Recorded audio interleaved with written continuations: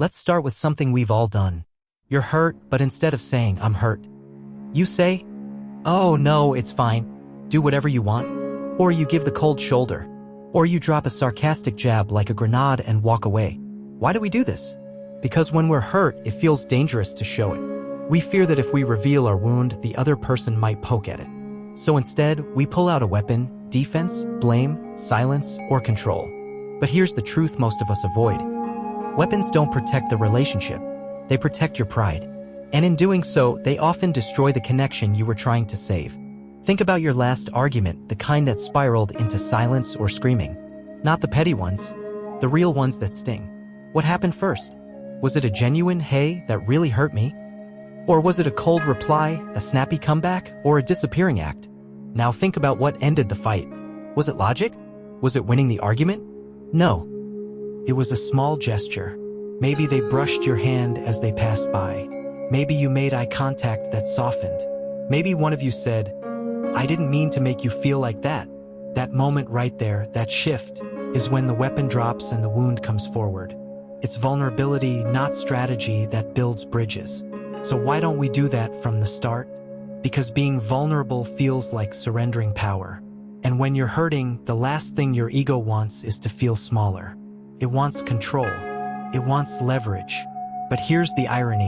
The more power you try to keep, the more connection you lose. If you're always holding a sword, no one can come close enough to hug you.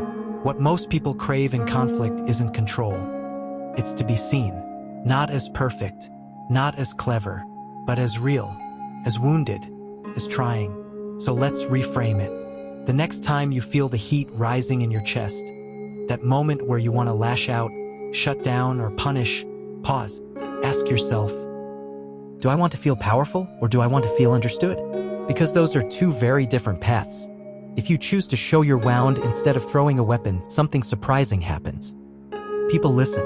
The air softens. The tension starts to melt. You go from being seen as attacking to being seen as hurting. And people, good people, respond very differently to pain than they do to aggression. Let me say this plainly.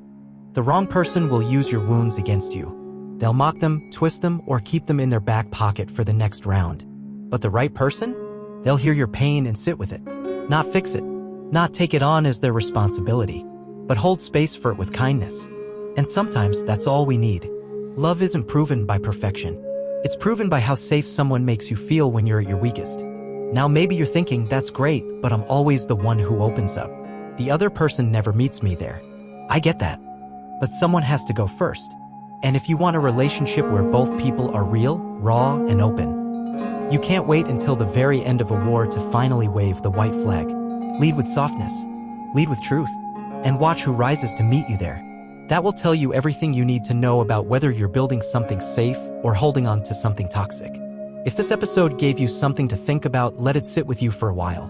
Don't rush to apply it in your next argument. Reflect on it in peace. Start noticing your patterns. Start asking better questions mid-conflict. And if you want to go deeper into the art of vulnerability and emotional connection, we've got something special coming in the next episode. Hit that subscribe button so you don't miss it. In the meantime, I want to hear from you. What's a weapon you've used in the past that you're ready to lay down? Drop it in the comments. Let's start the kind of conversation that heals. Thanks for being here. You're doing better than you think.